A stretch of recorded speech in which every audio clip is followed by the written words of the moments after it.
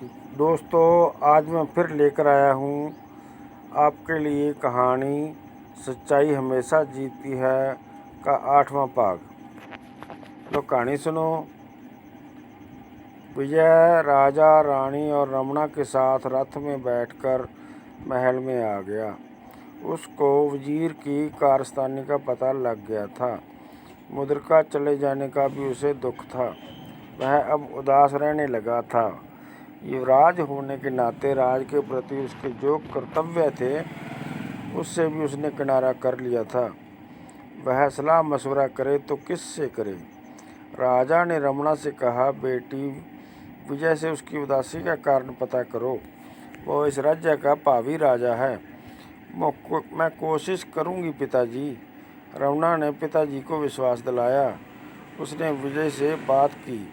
इस बार विजय ने अपने ससुर राजा से मिलने की इच्छा व्यक्त की। रमणा के कहने पर राजा विजय के पास आया। क्या बात है बेटा, राजा ने बात चलाई। आपकी उदासी का कारण आप हमें खुल के बता सकते हो। विजय ने कहा, आप जी पिताजी, आपको नहीं बताऊंगा तो किसे बताऊंगा। इसीलिए ही तो आपको मिलना चाहता था। कहकर विजय ने मुद्रिका, मोमो ठगनी और वजीर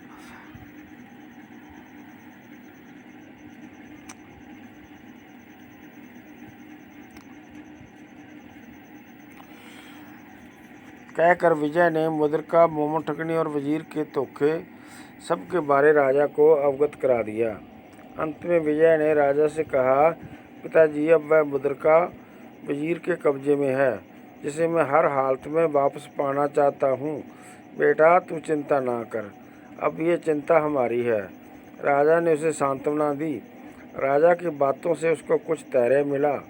उसकी उदासी कुछ कम हुई। राजा ने अपने एक बहुत ही चतुर गुप्तचर को मुद्रिका का पता लगाने वजीर के राज्य में भेजा।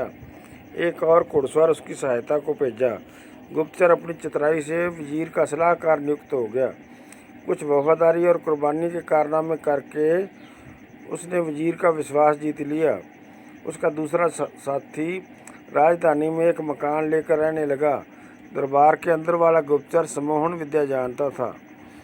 एक दिन वजीर अकेले में उससे कुछ सलाह मशवरा कर रहा था। गुप्तचर ने अपनी आंखें वजीर की आंखों में गड़ा दी। वजीर उसके सम्मोहन का शिकार हो गया था। गुप्तचर अपना जाल बिछाते हुए बोला, महाराज, आप मुझ पर कितना विश्वास करते हैं। बहुत ज़्यादा, वजीर बोला। नहीं महाराज, आप मुझ पर पूरा विश्वास नहीं करते।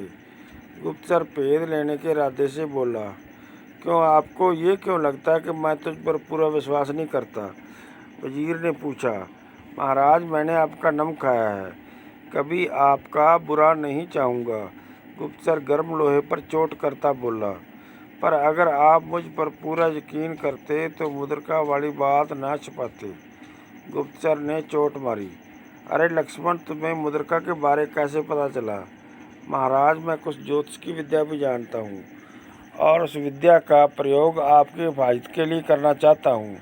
मैं अब आपको सलाह देना चाहता हूँ कि मुद्रिका को कहाँ रखना शुभ भी है और उचित भी। लक्ष्मण ने चाल चलते हुए कहा। वजीर लक्ष्मण को अपना पूरा तहसीब मान चुका था। उसने पूछा, कहाँ शुभ है और उचित है। महाराज, इसके लिए आपको बताना होगा कि मुद्रिका पहले आप कहाँ रखते हैं। दिन को चोले में छिपा कर रखता हूँ और रात को अपने मुंह में जुबान के नीचे रखकर सोता हूँ। गुप्तचर का काम हो गया था। उसने अपने साथी घुड़सवार को संदेशा देकर भेज दिया। वजीर से भेद उसने सम्मोहन की सहायता से पाया था। भेद पाने के तुरंत बाद उसने उसे सम्मोहन से मुक्त कर दिया था। वजीर के अब कुछ भी याद न था। दोस्तों, कहानी का बाकी भाग 9वें भाग में आपको मिलेगा। तो मेरे चैनल को सब्सक्राइब करो, लाइक करो, शेयर करो और कमेंट भी करो। जय हिंद।